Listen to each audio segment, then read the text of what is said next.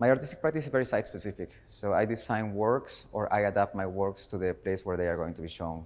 I work with topics of identity, politics, othering, migration, displacement, trying to find like traces in different elements that are very common in daily life, like food or sounds or like any sensorial experience, into what could be read from those things. Like if you think about, for example, a plate of food from one country that is represented here, that is made here with local ingredients, then you think like, what are the traces of these things? What are the stories that are behind it? And in that sense, I concentrate my practice in personal experiences and how can that be extrapolated to something that is relatable for other people. In the exhibition, I'm showing an installation called What Have I Escaped? Where Anyway Will I Go Escape?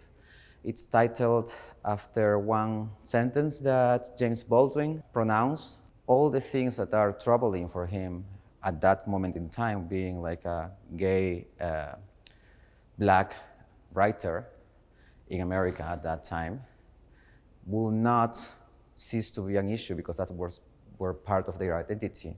And wherever that he will go, he will bring those issues with him because it's not itself an issue, but people make it an issue.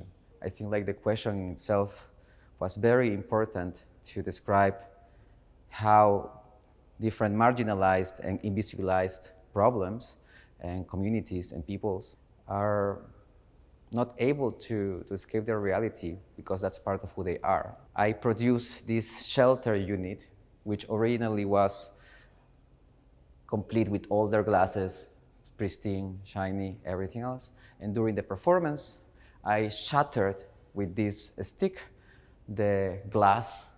And for me, the shelter unit was supposed to be like a sense of protection. And I specifically used this like bow material that you can find in any Home Depot or Obi or something like this, to reinforce past structures, like traces of a former time, like these windows that people here in Vienna take out when they renovate their houses, and they put like now these modern windows, so to say. And for me, it works in the level that how you build yourself up, how you create your own comfort zone, how you create your shelter as your identity, how you protect yourselves. But you protect yourself not by also throwing everything away, but taking parts of yourself and building them up with stronger materials, with stronger memories, with stronger strategies, and that builds up your personality. And there are things that are part of ourselves that are not at all pleasant, or there are also not pleasant memories.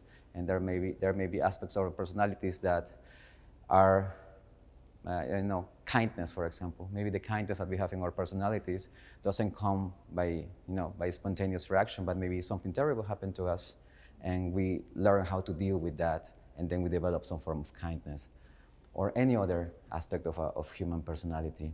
So I wanted to destroy this glass to kind of have the idea of how fragile this personality is, or how memories penetrate through all of the constructions that we have.